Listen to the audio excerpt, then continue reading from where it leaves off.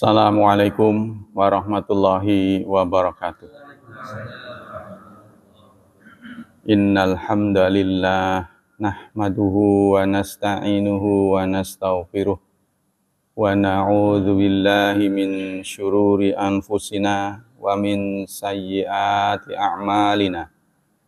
May yahdihillahu fala mudhillalah wa may yudlil fala hadiyalah. Asyhadu an la ilaha illallah wa asyhadu anna Muhammadan abduhu wa rasuluh la nabiyya ba'dah. Allahumma salli wa sallim ala nabiyyina Muhammad sallallahu alaihi wasallam wa ala alihi wa sahbihi wa man sara ala nahjihi ila yaumiddin. Amma ba'd. Ayo ikhwah, tema adab pagi ini adalah adabut tahdzir minal mungkarat. Adab mengingatkan kemungkaran. Kemungkaran. Qala Allah Ta'ala, Allah berfirman dalam surat Alu Imran, surat ketiga ayat 104. A'udzu billahi minasy syaithanir rajim. Wal takum minkum ummatun yad'una ilal khairi wa ya'muruna bil ma'rufi wa yanhauna 'anil munkar wa ulaika humul muflihun. Wal takun, hendaklah ada minkum dari kalian ummatun, umat, golongan ya, yad'una ilal khair, yang mengajak kepada kebaikan, wa ya'murun, dan menyuruh, bil ma'ruf, dengan yang ma'ruf, wa yanhaun, dan melarang, anil mungkar, dari yang mungkar. Wa ulaika, dan mereka itu, mereka al muflihun, orang-orang yang beruntung. Wa an Abi Sa'id Al-Khudri radhiyallahu an, diriwayatkan oleh Abi Sa'id Khudri, qala, dia berkata, qala Rasulullah sallallahu alaihi wasallam, Rasulullah bersabda, man ra'a minkum mungkaran, barang siapa di antara kalian yang melihat kemungkaran, falyughayyirhu biyadih, maka hendaklah ia robah dengan tangannya. Fa illam yastati' fa bilisanih, maka jika dia tidak mampu, maka dengan lisannya. Fa illam yastati' fa biqalbih, maka jika ia tidak mampu, maka dengan hatinya. Wa dzalika, dan itu merubah dengan hati, ad'aful iman, lemah-lemahnya iman. Hadis riwayat Muslim, nomor hadis 49. Wa minal munkarat al-khuruj an ta'atillahi wa mukhalafatu amrihi ta'ala sawa'un kanat kabiratan min kabairi dzunub aw saghirah. Di antara kemungkaran itu adalah keluar. Ya, artinya keluar itu tidak taat kepada Allah dan menyelisihi perintah Allah Subhanahu wa taala. Nah, bagaimana kita bisa taat? Bagaimana kita bisa menyelisihi kalau kita tidak tahu, gitu kan? Harus tahu rambu-rambu kan. Paling tidak kalau rambu-rambu berbentuk gambar kita tahu, kalau merah dilarang, kalau kuning peringatan, kalau hijau boleh kan gitu. Paling tidak itu. Ya, kalau rambu-rambu lalu lintas. Ya, jadi nggak beda dengan rambu-rambu Allah. Kita harus tahu mana yang boleh, mana yang tidak. Sawa'un kanat kabiratan min kabairi dzunub aw saghiratan, baik dosa besar maupun dosa kecil. Nah, begitu juga mana yang besar, mana yang kecil, kita harus tahu. Wa sawa'un kana min huquqillahi ta'ala aw min huquqil makhluqin aw mushtarakan, baik hak Allah yang dilanggar atau hak makhluk, ya, atau mustarak, artinya berserikat keduanya. Ada hak Allah, hak makhluk, hak manusia ya. Apa itu hak seorang muslim terhadap muslim lainnya disebutkan ada berapa? 5 apa 6. Di antaranya adalah mengiringi jenazahnya, menengok sakitnya, kan? Kemudian menjawab bersinnya. Kalau dia mengucapkan doa, itu hak. Dan mendatangi undangannya, itu hak. Hak seorang muslim terhadap muslim lainnya. Kalau hak Allah ya untuk diibadahi. Kalau dipanggil datang, seperti azan kan, panggilan. Kita datang. Itu hak Allah. Dan sebagainya. Wa min adabihi at-tadarruj minat tambi wa tadhkir ila wa'ad wa takhfif ila jazri wa ta'nib ila tahdhiri billahi wal uqubati ila raf'il amri li waliyil amri. Adab menjauhi kemungkaran, melarang kemungkaran adalah tadarruj. Tadarruj ini bertahap. Jangan sekonyong-konyong. Ya, diawali dengan peringatan, tambih, wa tadhkir, sama ya, warning. Ilal wa'ad, dengan nasihat-nasihat, takhfif serta ancaman-ancaman. Ancamannya apa? Ila jazri, sampai dia itu jerah, efek jerah. Wa ta'nib ila tahdir, serta diajak bertobat. Ya, diingatkan akan kematian. Jadi peringatan tentang adanya kematian itu mampu mencegah orang menjauhi kemungkaran. Ya, khawatir umurnya nggak ada, itu kan. Kemudian juga dengan siksa, ya, hukuman ila raf'il amri liwalil amri, untuk dilaporkan kepada yang berwajib. Nah, itu peringatan-peringatan, ya. Kemungkaran-kemungkaran itu bisa dicegah dengan cara bertahap. Wa min syurutihi, ada syaratnya kita dalam melakukan melarang yang mungkar, ya, nahyu anil mungkar, ayyaghliba ala dhanni annahu la yafdi ila mufsidatin akbar. Kita punya keyakinan kalau kita larang itu tidak berdampak membesar kemungkaran itu. Jadi kalau diomongi nggak semakin menjadi-jadi. Jadi kita harus pelajari persis, ya, sumber kemungkaran ini dari mana, siapa pelakunya, kan? Kalau pelakunya levelnya level rendah, ya cukup dengan yang selevel. Kalau levelnya tinggi, kita harus hati-hati, berdampak luas. Ya, kalau sampai dia marah atau dia nggak seneng, wah itu bisa menjadi petaka sejagat, ya, bisa menjadi petaka. Wa ayyakunal munkar zahiran bi ghairi tajassus, dan kemungkaran itu syarat lainnya adalah dilakukan secara terang-terangan, dilakukan olehnya secara terang-terangan, sehingga akan berdampak kepada masyarakat. Nah, ini kita omongi. Apa levelnya, level RT, RW, ya. Ya kalau level nasional, ya harus pakai diplomasi, ya. Contohnya lagi perang, 2 negara perang, ya nggak bisa kita datang sendiri ke sana diomongi, ya nggak bisa. Harus menggunakan diplomasi. Nah, itulah kata sementara orang itu, barang siapa yang melihat kemungkaran, robahlah dengan tangannya, berarti dengan kekuasaan. Eksekutif, ini katanya badannya eksekutif. Nah, eksekutif lah ini. Penegak-penegak hukum yang bisa turun dengan kekuatan. Kemudian tidak mampu, maka dengan lisan. Lisan ini diwakili oleh para anggota dewan, memberikan masukan-masukan. Jadi tergantung levelnya lah, levelnya level apa kemungkaran itu, apa level rendah atau level tinggi. Nah, tergantung disesuaikan. Ya, itu syarat-syaratnya. Bi ghairi tajassus, tanpa dimata-matai.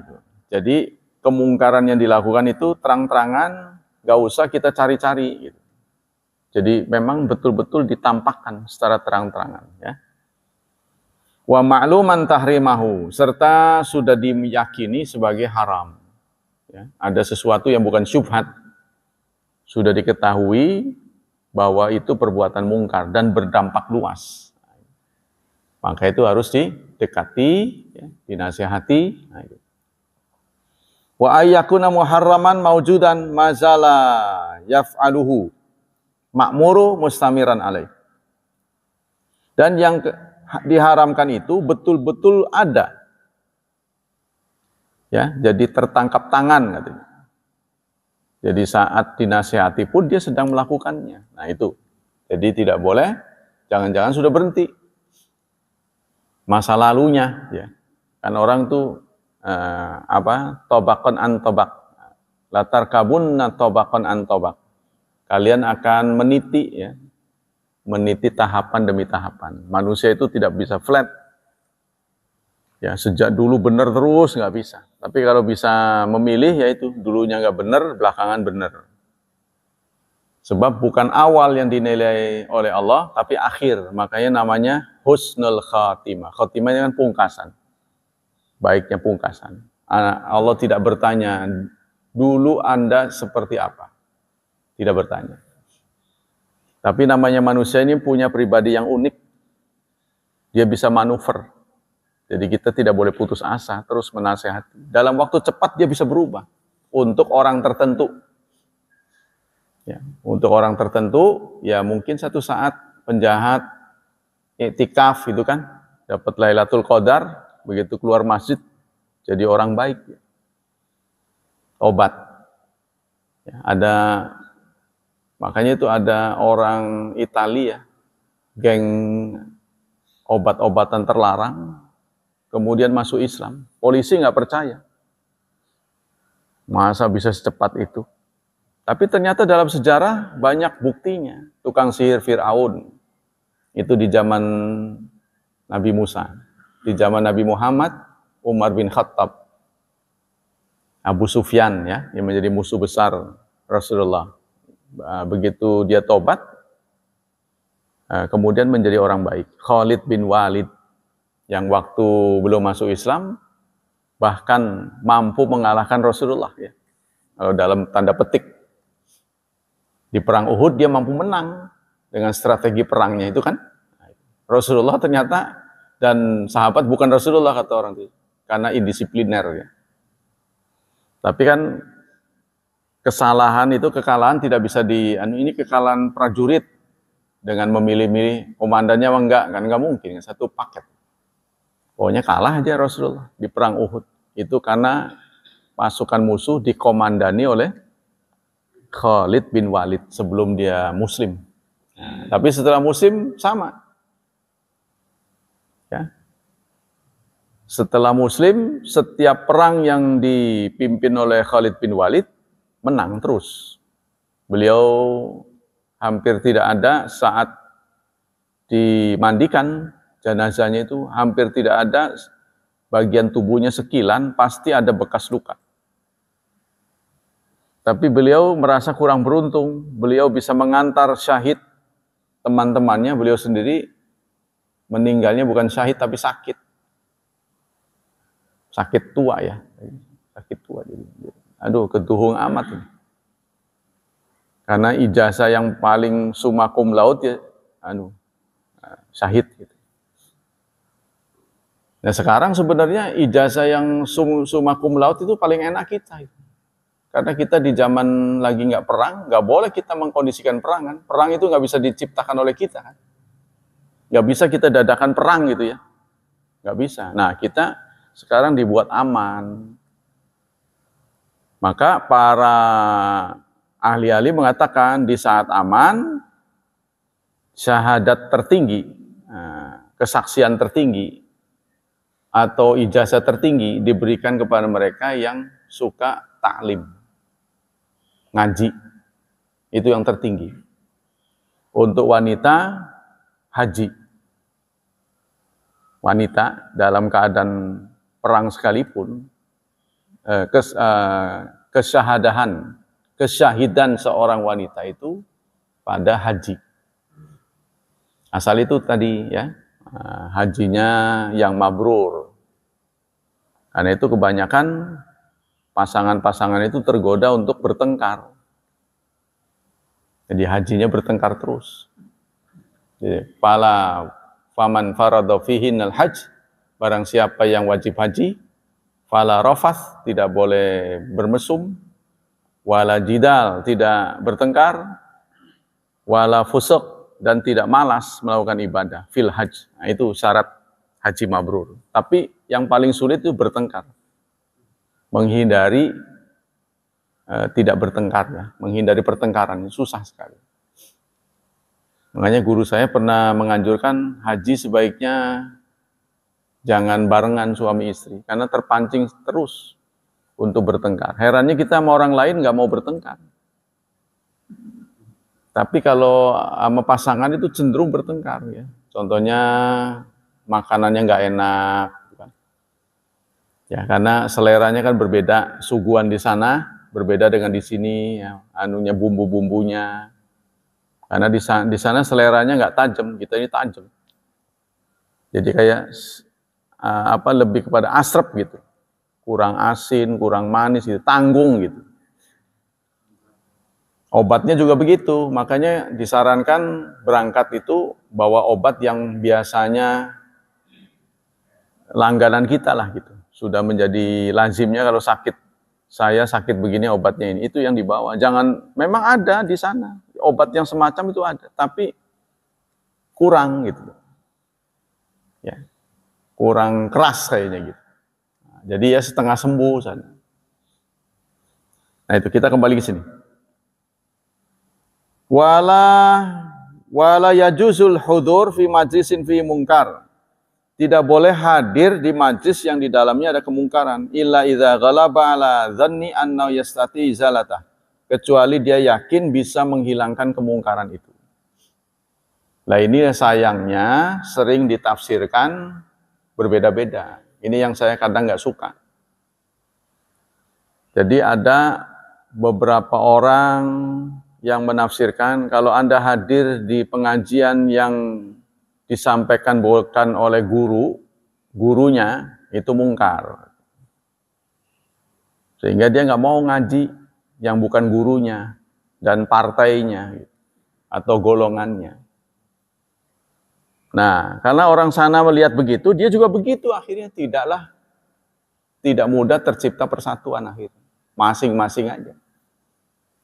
Ya, sampai bahasa Arab pun akan ditanya ngajinya ke siapa?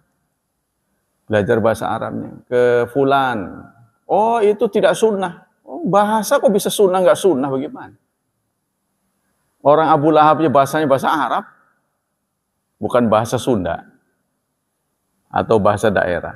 Ya, jadi bahasa itu tidak ada muatan ajaran bahasa mah. Nah ini kesalahan kita ya.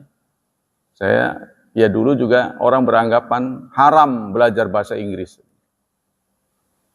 Nah, itu bahasanya orang kafir. Ini sebuah kesalahan. Bahasa itu nggak ada kafir, nggak ada muslim. Bahasa nggak bisa disalahin bahasa. Itu orang salah paham ya. Jadi bahasa itu justru alat untuk memahami. Nah kita tidak adil kalau berlaku seperti itu. Wa tajuzul ghibah li izati mungkar. Bahkan gibah pun dibolehkan dalam rangka menghilangkan kemungkaran.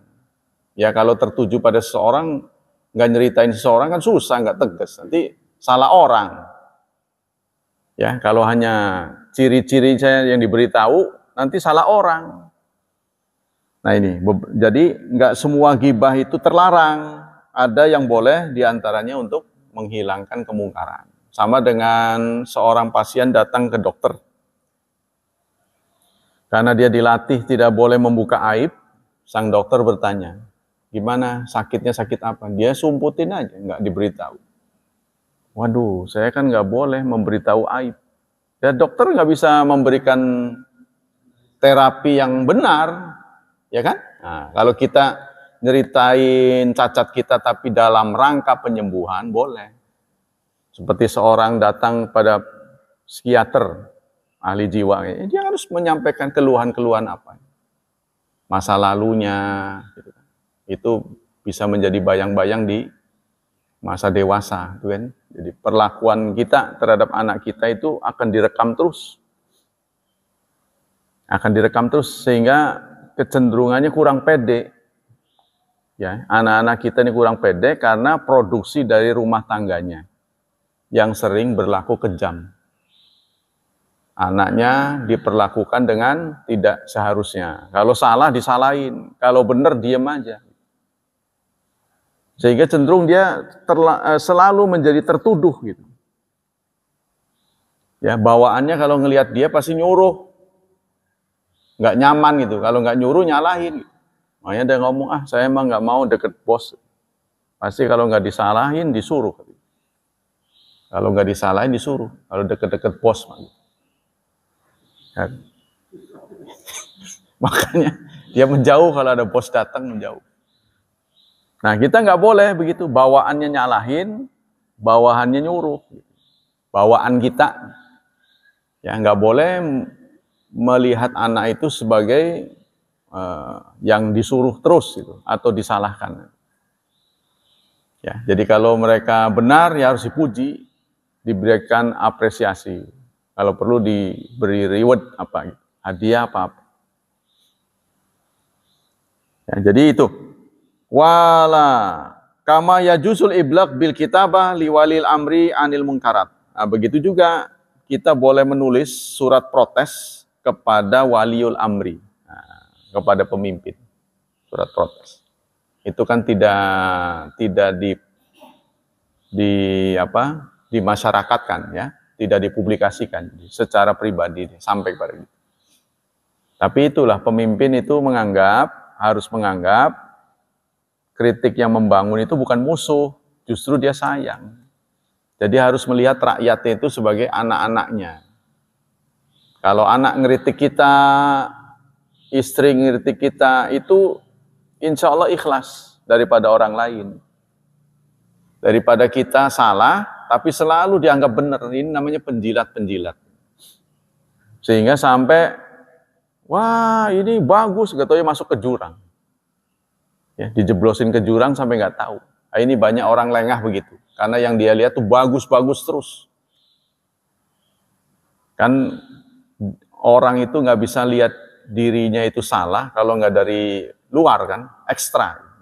Jadi kita wajarlah memberi peringatan. Seperti imam tuh kadang-kadang nggak kerasa, salah juga nggak kerasa. Ya, maka itu harus diingatkan kalau salah. Dan kita juga harus memberikan haknya gitu. Haknya untuk lupa. Itu manusiawi, dia lupa. Nah, kita juga kalau sudah nggak bisa dibetulin ya tinggal kita nurut terus atau gimana gitu. Tergantung. Itu sudah dicontohkan dalam hubungan imam dan makmum ya. Bahasanya contohnya kalau imam salah kan subhanallah, subhanallah. Tidak dengan mengucapkan salah gitu, nggak begitu. Itu kan? Pakai sopan, subhanallah, subhanallah, subhanallah. Allah nggak salah, kamu yang salah begitu rasanya. Ini karena orang itu makanya tasbihnya jangan kenceng-kenceng. Jadi kenceng-kenceng si imam sudah membaca, orang ini suka tasbihnya kenceng. Ini tasbih apa ngingetin saya ini? Karena biasanya dia kenceng gitu. Jadi walaupun gak ngingetin juga subhanallah, subhanallah. Ini dia ingat subhanallah, ngingetin saya apa? Bertasbih kan dia nggak bisa nanya, apa loh? Nggak bisa. Ya, nggak bisa nanya kan? Nah, di situ ada hak prerogatif, kita juga harus memberikan hak seorang imam. Karena imam bagaimanapun manusia. Manusia itu mudah lupa, gampang tergoda. Itu kalau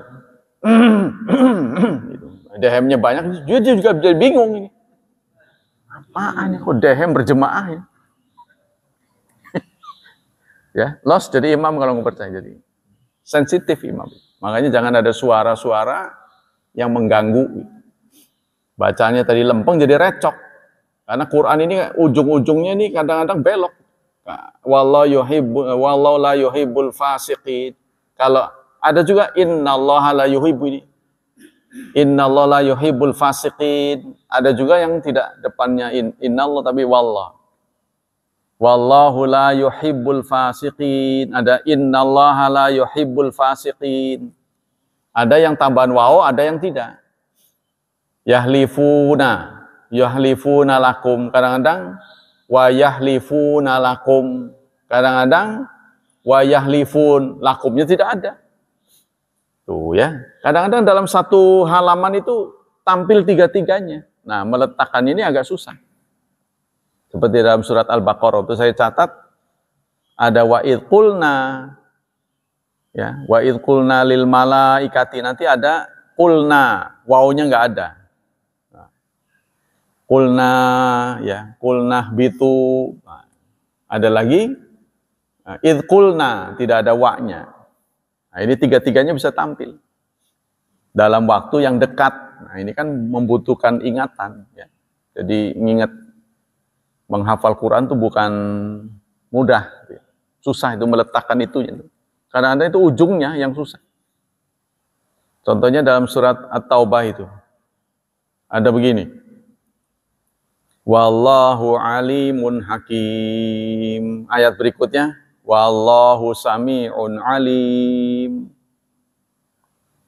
Ayat berikutnya, innallaha ghafurur rahim. Nah, ini yang pertama kan alimun hakim. Alimnya di pertama. Di ayat kedua, sami'un alim. Di kedua. Ini kadang-kadang keliru nih. Wallahu sami'un alim apa alimun hakim. Nah itu ya. Jadi perlu hafal. Kuat dalam penghafalan. Nah ini kemungkaran juga begitu. Nah, kalau ini dilakukan oleh petinggi, orang yang punya karisma, punya kekuasaan, kita bolehlah nulis surat. Nah, sekarang sudah terbuka, ada Twitter, ya, ada sosmed. Tapi sebaiknya sih, kalau dikritik sekalipun dia nggak boleh marah. Dia sudah buka sosmed, ya dia harus terima. Tapi ada beberapa orang dikritik marah langsung dicari. Ya. Karena bagaimanapun anak kita, gitu. Anak-anak kita, asal jangan keterlaluan, mungkin sekali dua kali diingetin, kamu jangan begitu caranya yang sopan. Nah, kemudian dia berubah. Gitu. Jadi kritik membangun, nah, istilahnya, ya, kritik konstruktif. Itu sudah mudah sekarang, kan terbuka nih. Jadi masukan-masukan itu amat berarti. Oh, di sana itu kebetulan lampu penerang jalannya mati. Kan petugas nggak ngeliatin lampu terus, nggak ada penjaga itu jagain lampu tuh, nggak ada kan. Yang tahu adalah masyarakat, yang paling menderita pengguna jalan kan, jadi gelap. Ya nanti kalau ada paku ada apa nggak kelihatan, nah, maka dia minta harus segera respon cepat. Contohnya itu ada lubang, ada hal-hal yang membahayakan masyarakat. Nah, dilaporkan. Mestinya begitu ya. Nah, itu kalau bisa betul-betul respon cepat, fast respon, Masya Allah.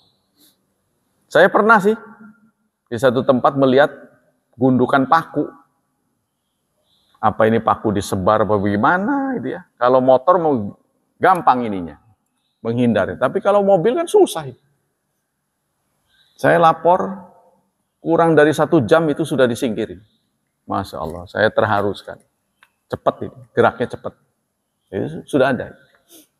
Jadi harus begitu, karena dia nggak ngawasin setiap tempat kan. Ya, harus ada, itu masukan-masukan informasi namanya, informasi yang positif. Kita lanjutkan. Kama yajuzu wa hiya lil muslimin wa li ahli dhimma fi daril Islam wa ghairi wa aulan nas bil inkar ahlu baitihi.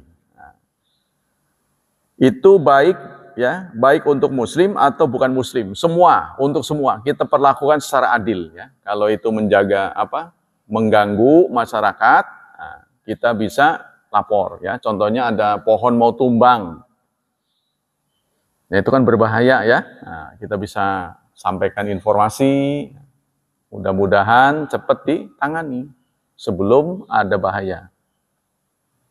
Nah, kalau lubangnya terlalu gede, apa mau ditanam? Ini sawah apa bukan ini? Sawah apa jalanan? Ada orang yang kreatif, ditanemin kangkung, ditanemin bayam. Ya, lubangnya cukup besar dikasih lele. Jadi itu kan kritik halus, konstruktif. Wah iya, berarti ini rakyat saya. Harus cepat diambil tindakan ya. Jangan sampai keburu ada korban itu. Nah, ini contohnya, banyak hal. Kalau bekerja sama, insya Allah ini akan terwujud kemakmuran. Yang paling pertama untuk kita lakukan pelurusan adalah zaujah, anggota rumah tangga kita, istri kita, ya, anak-anak kita, kemudian karyawan kita, sumal jiran, kemudian tetangga. Ya, tetangga diberi nasihat, summa ahlu baladihi, serta yang satu kampung, sekampung dengannya. Summan nas jami'an, kemudian seluruh manusia yang kita bisa jangkau. Hasbal istita'ah, sesuai dengan kemampuannya. Jadi tergantung kita. Seberapa kekuatan kita, sebegitulah kita mampu bertindak. Ya. Pokoknya kita harus ikut terlibat. Kalau tidak, nanti Allah catat kita sebagai pelaku yang sama. Ya, kita paling tidak begitu. Qala ba'dul ulama wala yasyarat fil amiri bil ma'ruf an nahyan munkar ayya'mala bil amir li hadits Anas bin Malik radhiyallahu an. Tidak disyaratkan dalam menyuruh yang ma'ruf dan melarang yang mungkar, dia harus orang yang pertama. Tidak disyaratkan. Ya, satu saat ada sekelompok sahabat yang tidak mau menyuruh yang ma'ruf, melarang yang mungkar. Qulna ya Rasulullah, la na'muru bil ma'ruf. Mereka mengaku, ya Rasulullah, kami tidak mau menyuruh yang baik. Ya, hatta na'malabi, sebelum kami mengamalkan. Wala nanha anil mungkar hatta najtanibahu. Dan kami tidak akan melarang yang mungkar sebelum kami menjauhinya. Kata sahabat pada Rasulullah. Faqala Rasulullah sallallahu alaihi wasallam, lalu Rasulullah bersabda, bal muru bil ma'ruf. Tidak, jangan begitu. Ya, suruhlah yang ma'ruf wa ilam ta'malu bihi, meskipun kamu belum berhasil melakukannya. Ya, contohnya orang bodoh menganjurkan belajar, kamu aja bodoh gitu kan. Nyuruh-nyuruh saya belajar, saya pinter aja. Contohnya gitu ya. Nah, itu kita tidak boleh kecil hati. Yang nyuruh nggak apa-apa. Kamu ustadz apa bukan nasihatin saya. Contohnya gitu kan. Nah, suka di masyarakat begitu. Ya nggak apa-apa kita. Jawaban dia begitu itu membuat kita kurang nyaman. Tapi kurang nyaman kita itu berpahala. Jadi kita tugasnya itu bukan karena orang. Karena Allah Subhanahu Wa Taala. Allah yang menyuruh kita. Makanya kita bertindak. Kemudian faqala Rasulullah wa ilam yastanibukullah, meskipun kamu belum bisa melakukan semuanya. Ini tidak membuat kita tidak melakukannya. Ya, kita harus tetap menasehati. Jadi walaupun kita belum jadi ulama, jangan tunggu jadi ulama. Kalau punya tunggu, ulamanya meninggal, kita nggak nasihat-nasihat. Sama dengan orang mau haji, malas gitu ya. Karena saya masih banyak berbuat yang tidak-tidak. Nggak daftar-daftar. Ya nggak daftarnya lama-lama nggak ada umur.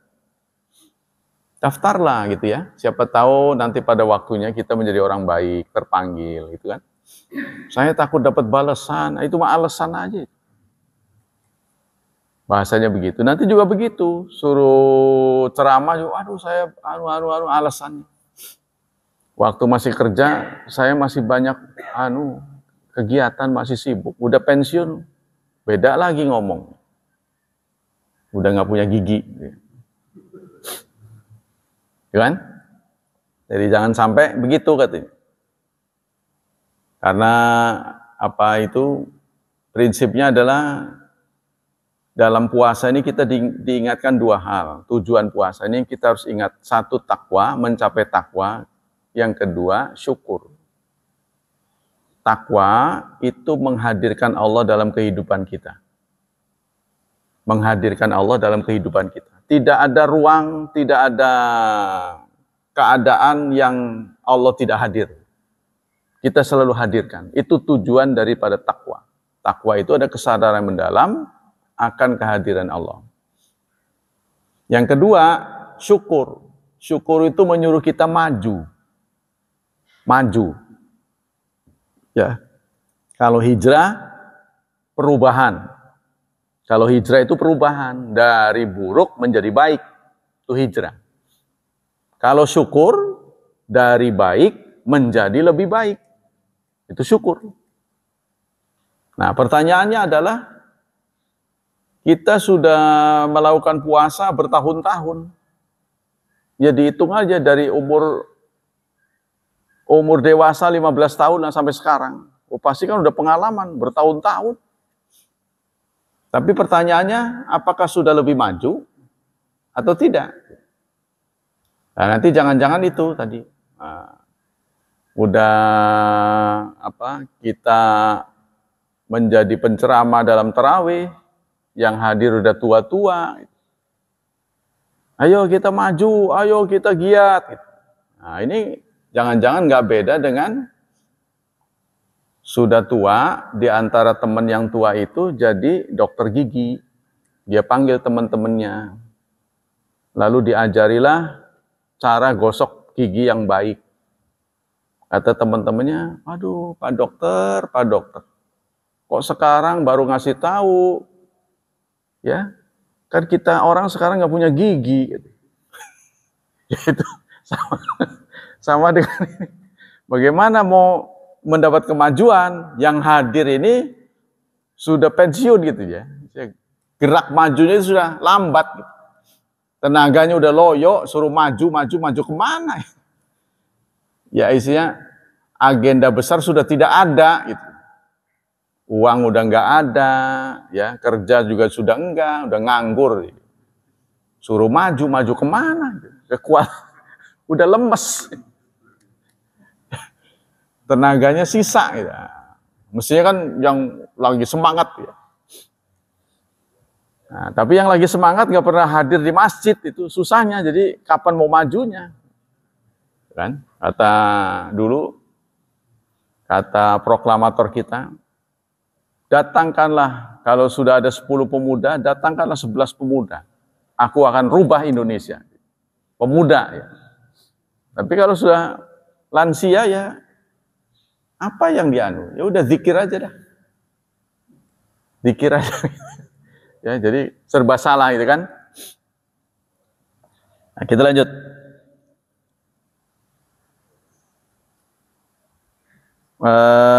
Mana ini? Wala syakka annal aula lil amri ayyan tahi anil munkar wa ayyamal bil ma'ruf alladzi yad'un nas ilaihi. Tidak diragukan yang utama bagi mereka yang ingin melarang yang mungkar dan menyuruh yang baik adalah dia duluan. Dia yang pertama kali menghindari yang mungkar. Dia yang pertama kali yang melakukan yang ma'ruf, yang utama. Contohnya kita selaku orang tua, nilai rapotnya merah terus. Pasti kita kan punya anak kepengen pinter gitu. Apa salah kita yang rajin belajar itu nilainya yang bagus. Bagus, bapak aja jeblok gitu. Dia tahu ya, membaca rapot kita dulu. Gimana itu? Apakah kita berarti nggak boleh menasihati anak? Sama dengan begitu. Nah, kita nggak boleh putus asa. Bapak kan berusaha kamu supaya baik. Jadi jangan kalah. Jangan kita mundur gitu ya, malah mundur. Oh iya ya, bapak dulu juga bodoh. Ya udahlah, kamu wajar. Ya itu namanya tidak ada perbaikan. Nah, harus ada perbaikan. Bapak dulu kan serba terbatas, lebih daripada kamu keterbatasannya. Nah, kamu sekarang sudah bagus, Bapak perbaiki. Mudah-mudahan kamu lebih baik daripada Bapak. Jadi kita nggak boleh malu menyampaikan begitu. Allah Subhanahu wa taala berfirman dalam surat 61 ayat 2 dan 3. A'udzubillahi minasyaitonir rajim. Ya ayyuhalladzina amanu lima taquluna ma la taf'alun. Wahai orang-orang beriman, mengapa kalian mengatakan apa yang kalian tidak kerjakan? Mengapa cuma ngomong doang? NATO, no action, talk only. Tidak ada action, hanya sekedar bicara. Ya lumayan, daripada nggak menjalankan, nggak bicara. Lebih baik bicara, tapi belum mengerjakan. Bukan tidak mengerjakan, belum mengerjakan. Kabura maktan, besar kemurkaan di sisi Allah. Bahwa takulu kamu mengatakan malah taf'alun apa yang kamu tidak kerjakan. Allah sangat marah. Allah akan merespon dengan kemarahan, ya, melihat kenyataan kamu sekedar bicara, tidak menjalankannya. Nah ini kan berat buat kita ya. Sebenarnya kalau kita tekun, anak-anak kita itu sukses besar. Saya tuh dulu sangat optimis. Sangat optimis. Insya Allah tuh, kalau kita betul-betul membagi waktu buat mereka. Tapi nyatanya kita banyak waktu terbuang. Modal kita ini paling besar kan umur. Ya. Anak-anak kita kalau kebetulan nggak ada guru, senangnya bukan main. Ini perilaku yang tidak benar. Harusnya dia sedih. Udah datang jauh-jauh, ya ongkosnya, ya waktunya. Kok tega-teganya bapak nggak datang? Nah, harus begitu. Pasti guru juga nggak enak digituin. Kok bapak nggak datang sih pak? Kami sudah tunggu, itu kan ilmunya ini kami sudah tunggu. Mestinya begitu. Jadi efektif waktu kita. Tapi itulah anak-anak daya hafalnya kurang. Saya juga nggak ngerti itu. Yang namanya jumlah surat 114 nggak akan berubah, nggak besok berubah menjadi 120 atau berkurang jadi 100. Segitu-gitu aja. Masa kamu nggak hafal-hafal? Bapak juga tidak hafal. Ya, anak ini kan cepat ini harus dalam tempo sebulan tuh hafal. Tapi nggak hafal lagi.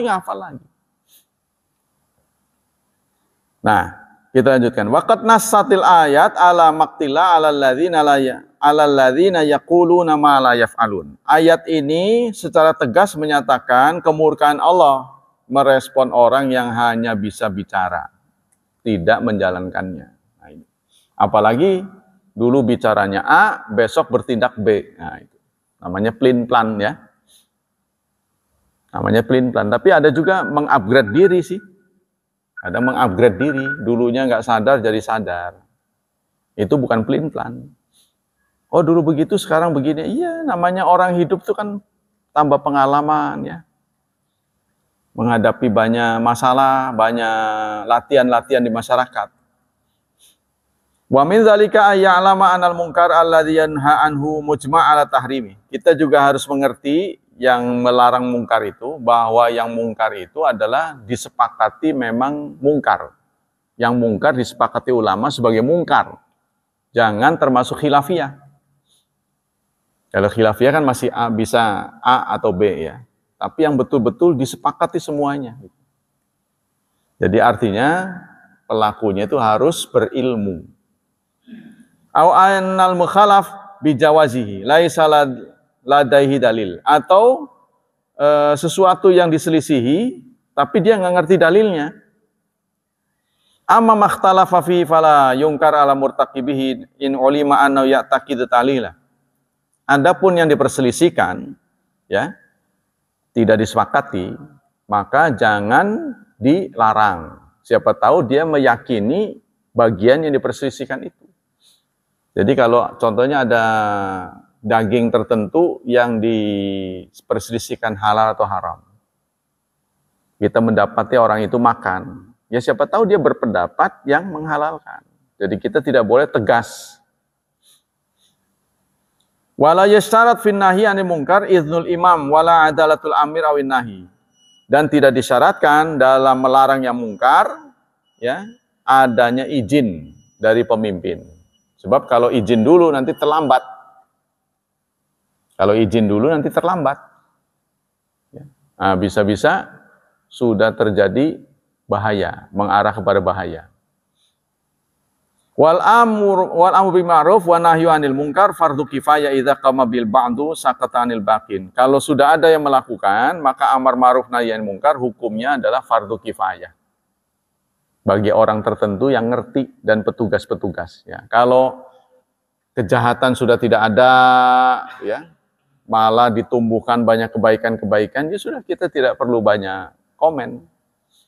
Ya, tapi kalau terjadi di sana sini kemungkaran, kita nggak boleh tinggal diam. Qala ba'dul ulama fardu ainin wa kullu amrin qabih fahuwa munkar. Setiap perbuatan yang buruk adalah mungkar dan menurut sebagian ulama hukumnya fardu ain. Nah, tapi ada yang mengatakan itu ya, fardu kifayah. Nah, karena kalau kita tidak bertindak akan mencelakai semuanya. Seperti layaknya ini dicontohkan kayak penumpang perahu. Ya, ada di antara penumpang yang melubangi, kita diemin aja. Yang penting saya tidak ya lama-lama tenggelam bersama. Nah, dicontohkan oleh Rasulullah seperti itu. Orang yang mendiamkan masyarakat yang berbuat tidak baik itu sama dengan penumpang perahu membiarkan salah satu penumpang melubangi perahunya.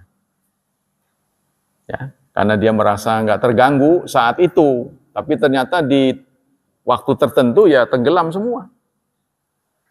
Ya, mestinya itu.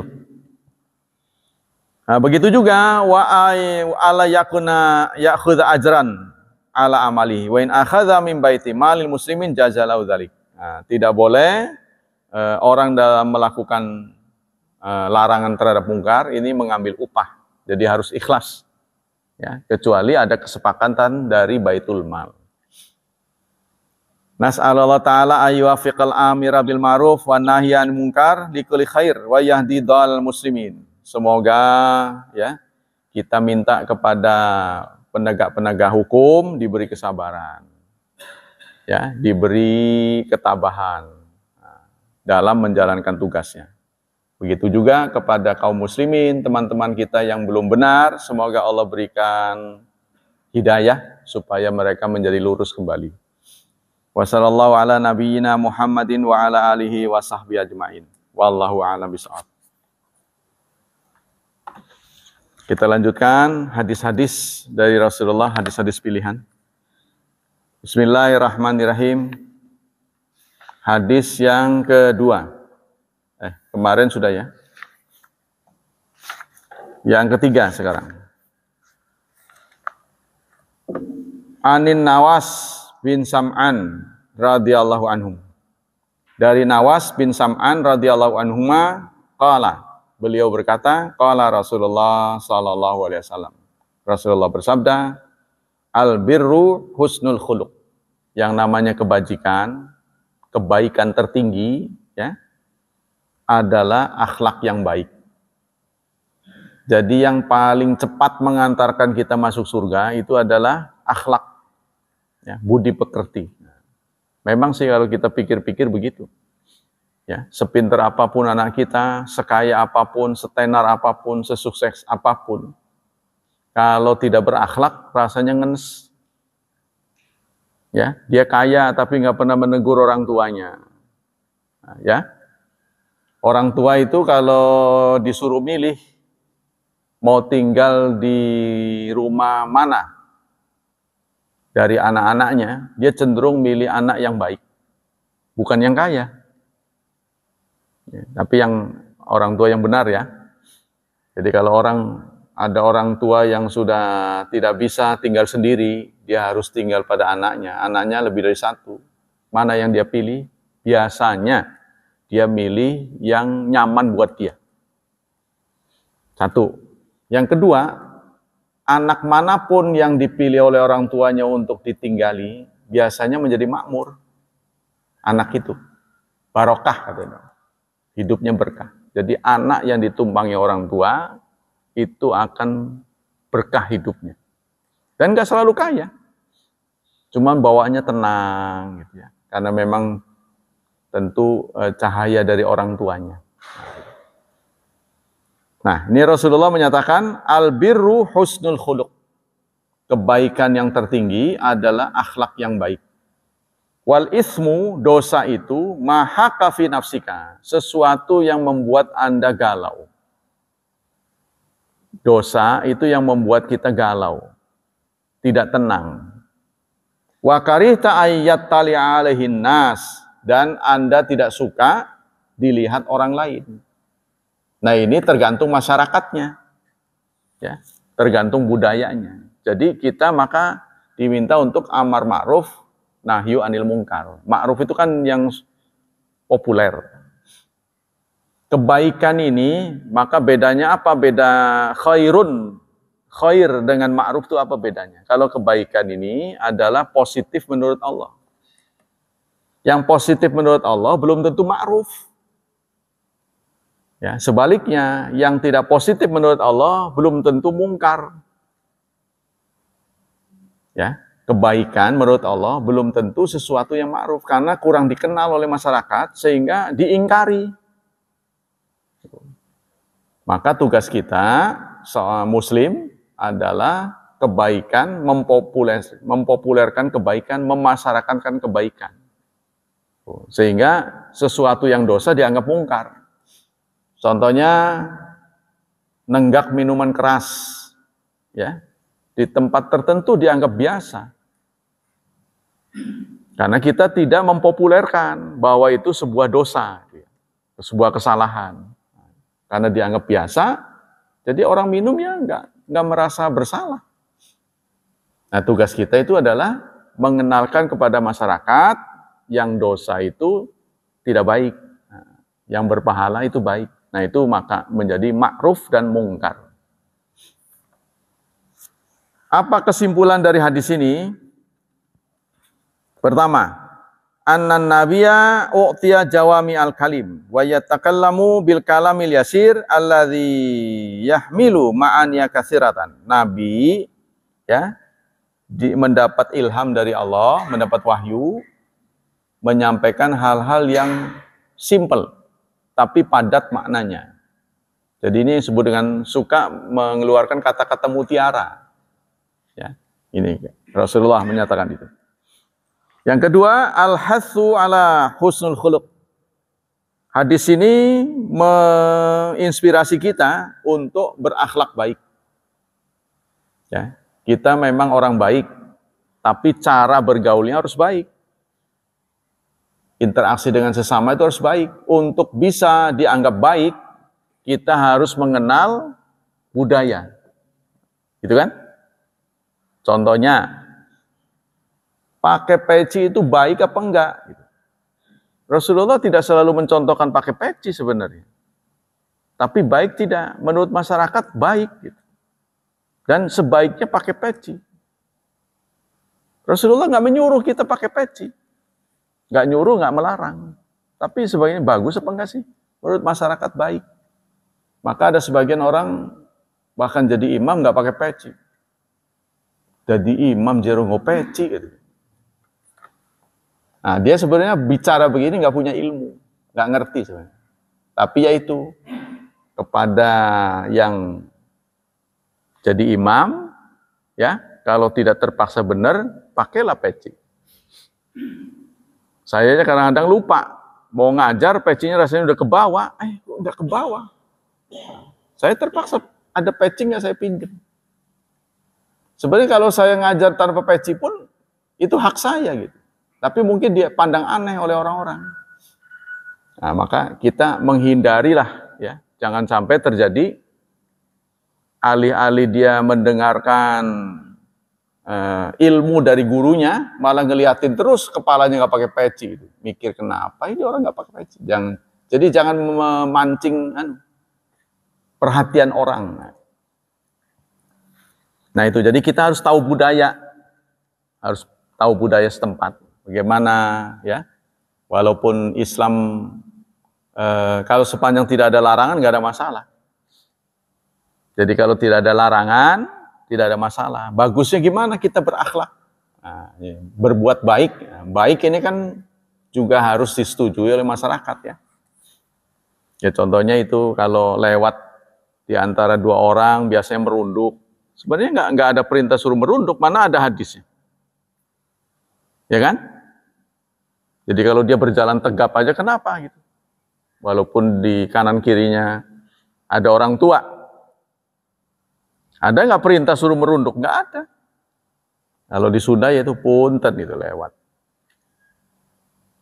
Tapi apa disalahkan kalau kita berbuat seperti itu? Apa salah apa enggak? Ya nggak disalahkan, itu sebagai perbuatan baik. Nah, maka supaya kita bisa begitu, kita harus tahu lingkungan masyarakat kita. Selanjutnya, al-kalimatut thayyibah tudkhilu biha surur ala akhikal muslim. Nah, di antara akhlak baik itu adalah kata-kata yang santun, yang bisa membuat bahagia, kedengarannya enak, nyaman di telinga. Nah, itu kan kita harus belajar tuh, kata-kata yang membuat si pendengarnya enak. Gitu. Apa? Tapi jangan berbohong ya. Mura'atu khawatirin nas fala tajrah biqaulin aw fi'lin. Karena itu kita menjaga perasaan orang, jangan sampai tersinggung. Kata-katanya jangan sampai pendengarnya membuat tersinggung. Jadi kita harus banyak belajar. Yang selanjutnya kazmul ghaidh, menyimpan marah. Kalau kita tersinggung, kita simpan ketersinggungan kita. Boleh jadi si pembicaranya ini, lawan bicara kita berniat baik. Cuma didengar kita salah. Contohnya dia bicaranya terlalu keras, kita terbiasa dengan lunak. Misalnya tersinggung, dikiranya marah, padahal bawaannya begitu. Ya kita nggak pernah tahu. Ya. Wa adamu infadzil uqubat indal qudrah. Dan kalau bisa kita nggak perlu balas. Kalau urusan pribadi, bagusnya kita tidak balas. Yang ketiga, afu indal maqtirah. Kita sering memaafkan orang. Kaful adza anin nas, dan kita mencoba menghilangkan gangguan apapun yang mengganggu orang lain. Yang ketiga, annal mu'min alladzi qalbuhu safin salimun yahiku fi nafsi al-ismu wa ilam ya'lam anna ismun lakin li salamati sadri. Seorang mukmin yang hatinya jernih, dia akan merasa gundah, hatinya galau kalau melakukan sebuah dosa. Ya. Kalaupun dia tidak yakin, dia akan cenderung menghindar supaya tidak masuk ke dalam syubhat. Ya, kalau dia nggak yakin. Yang keempat, anna rajulal mu'min yakrah ayatul nas ala asami. Lelaki yang normal, mukmin yang normal, dia tidak suka orang lain akan melihat perbuatan dosanya. Ya.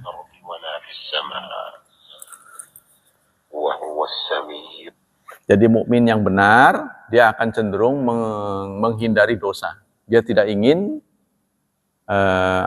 integritas dirinya menjadi ternoda, ya, tercederai. Kama yujadu fil fasaka alladzina yadhhabuna ila bilad kulluha fujur wa khumur thumma ya'ti muftakhiratan wa yatabajjahu bima wasafahallah bi anna fahisha. Jadi jangan menjadi orang yang bangga melakukan dosa. Setelah dia melakukan dosa, kemudian dia sampaikan pada orang lain dengan bangganya gitu. Wah, saya kalau minum minuman keras itu bisa 1 prat. Kok bangga gitu. Saya berhasil nipu dia. Wah, tak tipu itu gampang itu. Nah, itu. Kok perbuatan salah kok seneng gitu. Ya, tidak boleh. Makanya kita cenderung begitu. Kalau orang jatuh syukur gitu. Bukannya ditolong, malah kita cenderung nyukurin ya. Yang terakhir, annal madar fi syari'ah alal adillah la ala masyahara bainan nas.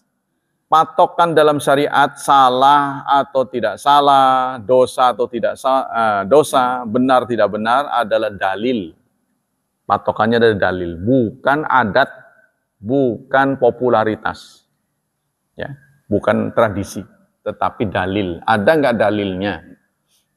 Nah, kalau nggak ada dalilnya boleh nggak dilakukan? Kalau dalam ritual tidak boleh. Kalau dalam ritual tidak boleh. Ini nggak ada dalilnya, nggak boleh dijalani. Ya contohnya Rebo Wekasan, Rebo terakhir di bulan Safar. Ada nggak ketentuan sholatnya? Ulama-ulama mempopulerkan ada, ya banyak supaya kita terhindar dari bala. Kalau ada bulan Safar, lihat aja Rebo terakhir, itu ada sholat tolak bala, tapi tidak ada dalilnya. Sepotong pun dalil tidak ada. Maka lebih baik kita mengambil sikap jangan. Alih-alih kita dapat pahala, malah dapat dosa karena tidak dicontohkan oleh Rasulullah. Ya, nah, begitu juga kalau tidak ada dalil, contohnya ini setengah lebih bulan Ramadan, orang-orang beli kupat, ya. Nah soal ketupat itu soal makanan, bukan soal ibadah. Ya boleh-boleh aja itu, karena soal makanan. Tapi kalau diyakini itu sebagai kewajiban, ini yang nggak boleh. Ya, walaupun nggak ketemu ketupat, dipaksa-paksain gitu. Beli, pokoknya harus. Nah, itu kalau udah jadi akidah, nggak boleh. Tapi ya untuk meramaikan, supaya kita ingat sudah separoh. Wayahnya berubah. Kalau kemarin masih bercanda, penyesuaian makan, jadwal makan, nah sekarang udah wayahnya mendekat Allah, benar-benar. Ya, contohnya ini kan sudah mendekati 2/3 ya, sudah masuk 2/3, ya 2/3-nya, 10 hari kedua, nah, mendekati setengah gitu. Nanti kalau udah purnama, berarti udah setengah. Nah biasanya laris sukupat. Itu boleh tidak? Nah, itu kan bab makanan, bukan bab ritual. Boleh-boleh saja, silahkan. Tapi kalau enggak ya nggak apa-apa, karena itu bukan ritual. Yang ritual ini nggak boleh. Kalaupun bukan ritual, tapi dianggap wajib, ini juga tidak boleh. Memperingati maulid contohnya. Boleh nggak? Ya kalau tidak dianggap ritual nggak masalah menurut saya. Tapi beberapa orang menganggap itu tidak boleh. Khawatir akan mengkultuskan Nabi Muhammad. Tapi kalau ada jaminan tidak akan mengarah pengkultusan, ya nggak masalah. Kita libur, kita isi dengan kajian. Ya, jangan sampai maksain. Sementara orang bikin panjang sampai lupa sholat subuh. Ini yang dilarang sholat subuhnya. Lupa sholat subuh. Malah jawab dia, weh wayahe. Nah ini keyakinan ini. Ngomong wayahe ini. Tapi kalau sekedar hiburan, ya kita namanya masyarakat kan kepengen kumpul di satu tempat apa gitu. Nanti kalau peringatan nggak boleh, udah aja nonton bareng, layar tancap, salah lagi. Ya, nah itu makanya yang penting jangan membahayakan. Cuma ngadu petasan keras-keras, nah, itu yang nggak boleh. Itu yang celaka ya, buang-buang duit, uang dibuang begitu saja. Itu yang tidak boleh. Dalam Islam kan tidak boleh mubazir. Ya. Nah, itu yang bermanfaat silahkan. Untuknya cerdas cermat kita isi dengan begitu atau lomba yang positif, ya no problem. Karena kebetulan hari libur ya, contohnya. Mau diisi apa nih hari libur? Nah, kita malah traveling. Sama aja kalau menganggap itu harus traveling juga nggak boleh. Demikianlah kajian pagi ini. Ada yang bertanya sampai di sini? Ya, silakan.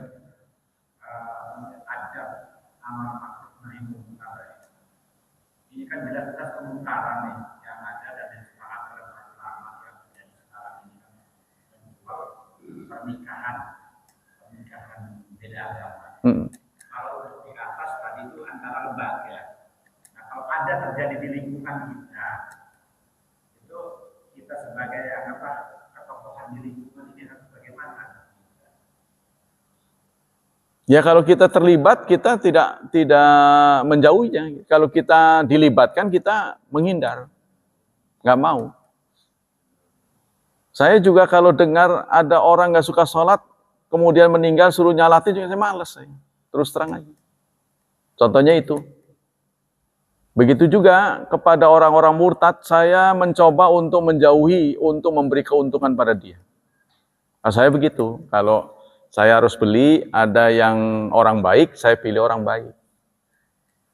Kalau kita akan terlibat, contohnya itu saya pernah ditelepon, didatangi orang, disuruh memfasilitasi pernikahan seorang muslimah dengan orang yang katanya sih muslim, tapi dia tidak bersedia mengganti KTP-nya dengan muslim.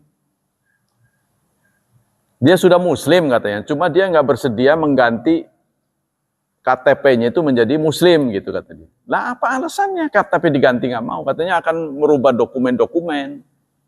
Itu soal dokumen itu masalah Anda, tapi saya kan harus mendapat keyakinan Anda muslim bukan? Nah ketika saya minta diberi akses supaya saya teliti sebelum saya menghadiri, dia nggak ngasih. Ya sudah kalau nggak ngasih jangan ngundang saya. Saya tegas begitu. Saya pernah di hadapan saya didatangkan, sudah saya bela-belain supaya laki-lakinya muslim dalam kasus beda agama ya. Yang merengek malah perempuannya. Yang merengek padahal yang perempuannya muslimah. Jadi yang akan menikah ini non-muslim. Kata dia, kenapa yang membuat saya agak kurang senang? Dia ngomong begini, kami bersepakat pernikahan ini akan dilangsungkan secara Islam. Tapi setelah kami menikah, setelah akad nikah, agama masing-masing. Kami sepakat, kata dia. Kata dia itu, kami berdua sudah sepakat. Wah, saya nggak bisa terima, saya bilang gitu. Cara begini nggak bisa. Saya kira naib Indonesia juga tidak, kalau tahu dia tidak akan mau. Kecuali dia pura-pura nggak tahu gitu ya. Nah, ya ini sudah kesepakatan. Udah, oh saya nggak bisa, saya bilang. Saya nggak bisa dilibatkan di begini. Lah perempuannya datang menghadap saya, minta, Pak, tolong sih Pak. Gitu. Saya ikhlas. Wah ikhlas bagaimana kamu ini? Saya udah bela-belain. Nah, kemudian tercetuslah karena saya sudah hamil. Nah, gitu. Ya susah lah, saya angkat tangan. Ya sudah jangan ngundang saya. Anda salah alamat undang saya. Itu saya bilang begitu. Nah kalau untuk saya, gitu, saya tidak mau nanti akan disalahkan oleh Allah karena membolehkan itu. Tapi kalau perempuannya ahlul kitab, laki-lakinya Islam, kemudian nikah secara Islam, masih ada ayat yang membolehkan. Ya, wa nisa'uhum hillul lakum. Perempuan mereka halal untukmu. Tapi di Indonesia pada umumnya ini naib-naib menghindarlah. Kalau beda agama. Gitu, Pak. Jadi sebaiknya kalau kita diundang ya jangan datang. Kalau saya begitu. Tapi kan tergantung saudara. Setelah saudara melakukan ketidakhadiran pada undangan, siap nggak nanti bakalnya disangsi sama yang bersangkutan. Contohnya dia mungkin tidak teguran lagi dengan kita. Saya menanggung segala resiko. Kalau saya udah terbiasa begitu. Karena anggota keluarga saya ada yang muslim, tidak muslim, muslim, tidak muslim. Kalau mereka tidak muslim dengan tidak muslim, saya malah datang. Kan satu agama tuh ya, Buddha dengan Buddha, Kristen dengan Kristen, mereka ngundang saya. Tapi kadang-kadang kita bertoleransi, mereka tidak. Contohnya ada pernikahan ponakan saya, Buddha dengan Kristen. Yang Buddha jadi Kristen. Saya diundang untuk bahkan memberikan doa. Saya doa dengan menyebut Tuhan, gitu, pengganti Allah lah. Ya Tuhan gitu. Malah dia nyebut ya Allah. Tuhan Yesusku. Malah begitu si pendetanya. Waduh, kalau tahu begitu saya panggil Allah. Kadang-kadang toleransi kita malah dijawab dengan tidak toleransi oleh mereka itu. Ya, jadi kita sudahlah, kita nggak usah terlalu obral gitu ya. Kita sampai menggadaikan begitu, ya ternyata mereka nggak begitu. Jadi kita seakan-akan apa ya? Iya gitulah, supaya mereka senang gitu. Ternyata mereka nggak begitu pada kita. Itu Pak, menurut saya begitu. Jadi kita kadang-kadang gadis kita silahkan, dikiranya itu akan baik. Wah tidak ada bahasa begitu. Sudah kita secara tegas saja, ada nego-nego tertentu. Mau nggak menjadi muslim yang baik? Wong sebenarnya kalaupun dia banyak sih orang sudah muslim dengan muslim, kemudian tidak aktif pun banyak sih sebenarnya. Tapi kenapa di awal dia terang-terangan ngomong begitu? Kan berani benar berarti. Saya nolak, kalau saya nolak. Tegas kalau saya di situ. Ya paling tidak itu tadi. Saya kalau mengucapkan salam, selamat siang. Paling begitu, bahasa nasional. Saya pernah diundang orang kafir untuk berdoa, Pak. Ini aneh. Yang undang orang kafir, suruh berdoa karena yang hadir itu pejabat-pejabat. Kan dulu pejabat-pejabat itu bergengsi, Pak. Lebih cenderung pada nuansanya Islam lah gitu. Kalau dulu tuh, ya kalau sentuhan muslim dengan muslim di zaman dulu nih, Islam yang menang dulu, mah. Makanya yang diundang saya. Ya saya dilihat dari sukunya memang banyak ke sono. Tapi dilihat dari agamanya banyak ke sini. Makanya saya dianggap tengah-tengah, diundanglah saya. Pejabat-pejabat, bupati segala. Assalamualaikum warahmatullahi wabarakatuh. Yang undang mereka badan. Selamat siang untuk yang non muslim, saya bilang gitu. Tapi saya nggak pakai salam sejahtera apa enggak saya. Saya tetap pada salam nasional. Ya, jadi itu hak saya karena saya adalah muslim. Mereka juga berhak untuk begitu, gitu kan. Saya juga tidak melarang kalau dia salam dengan cara mereka. Gitu Pak, kalau menurut saya. Tadi Pak, ya silakan. Negara ini kan perlu ada standarisasi, karena di masyarakatnya ada negara yang dilegalisasi. Sebagai contoh, memakai jilbab itu wajib kan, tapi ada yang tidak mewajibkan. Kemudian ada situasi di Jakarta puasa begini, banyak orang makan minum bebas, berdagang secara terbuka. Maka di masyarakat dia membuat polisi tidur yang bisa membahayakan. Tapi legislasi sebagai ini bagaimana? Ya itulah makanya kajian-kajian ini harus seragam, gitu kan? Kajian-kajian harus seragam. Memang kita ini karena nggak disatukan. Kalau dulu kalau dai-dai atau ustadz-ustadz yang di bawah pengawasan KS, biasanya diundang entah sebulan, 2 bulan sekali, diundang oleh KS, mubalik ini. Apa yang akan disampaikan di lingkungan KS, kemajuan dan kemundurannya apa. Jadi minta didukung, ini sekarang udah ada ekspor apa. Ya kita ustadz-ustadz nggak ngerti ekspor impor sih. Tapi dia jejelin itu, materi-materi itu supaya mendukung produktivitas karyawan, ya. Contohnya yang rajin, dulu kan absensinya sering molor dulu, mah pakai titip kartu segala itu. Nah, kita suruh ngomongin ya. Dulu yang ketawa-ketawa ini pengen merasa. Jadi orang yang nggak datang, kartunya yang datang. Kalau sekarang nggak bisa pakai finger kan, nah, pakai kecuali titip jari boleh tuh dipotong dulu jari. Nggak bisa sekarang. Nah, contohnya itu. Jadi ada muatan-muatan begitu kan sekarang kita nggak tahu nih kalau ceramah arahnya kemana. Satu ngomong ke sana, satu ngomong ke sini. Atau boleh jadi tumpang tindih. Udah ngomong lagi, ngomong lagi. Sehingga masyarakat diam-diam sebel, cuma dia nggak bisa protes, sebel nih diulang-ulang mulu. Karena kita nggak tahu sudah sampai di mana. Itu Pak, jadi harus ada pendekatan, jadi pemimpin-pemimpinnya harus saling berkomunikasi antara ulil amri dengan ulama, ya, supaya tidak terjadi buruk sangka. Ini kan banyaknya grassroots ini, orang-orang di akar rumput ini, ceritanya ke kiai-kiai kan, keluhannya, bukan ke pemerintah. Nah sehingga yang ada tuduhan-tuduhan, ini kenapa nggak begini? Kita harus ada komunikasi. Kenapa harus bisa dijawab? Ya, kan banyak ini perkembangan masyarakat. Ya contohnya itu, kenapa warung-warung bebas terbuka? Apakah Anda ingin di bulan Ramadan itu betul-betul tutup? Itu pernah ada sidang sidang skripsi. Apa menurut Anda di bulan Ramadan warung semua harus tutup? Semua orang nggak boleh makan waktu bulan Ramadan? Ternyata tidak. Quran juga membolehkan. Wa in kuntum ala safar, ya, au marda. Kalau kamu sedang perjalanan atau sedang sakit, silahkan makan. Kalau dia nggak masak kan dia bisa beli. Nah, berarti itu khusus untuk safar. Ini masalahnya bukan safar, dia makan, nah, gitu kan? Ini, nah berarti di tempat-tempat yang rest area berarti boleh, karena boleh. Kan kalau dia musafir nggak bawa makanan, gimana? Nggak praktis itu. Bisa basi kan kalau waktunya panjang. Nah, dia harus makan, boleh makan. Nah, berarti di yang bukan di rest area atau tempat-tempat kunjungan banyak orang, lalu lintas orang, berarti jangan ada. Itu ada pengawasan. Sebenarnya setiap bulan itu pasti ada edaran. Saya nggak tahu di sekarang ini nggak ada edaran.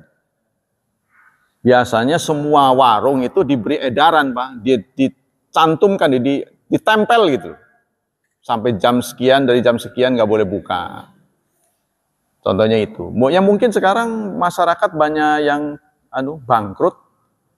Negara juga tidak bisa memberi makan, ya. Nanti kalau dibiarkan tutup terus, gimana karyawannya bisa dibayar sehingga mereka buka? Ya, gimana kita nggak bisa. Apakah Anda akan membiarkan mereka mati? Nah, begitu. Jawaban sana begitu.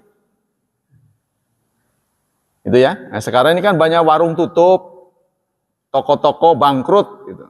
Karena terlalu lama gara-gara pandemi ini. Nah, mungkin itu saya lihat kenapa tidak ada larangan-larangan itu.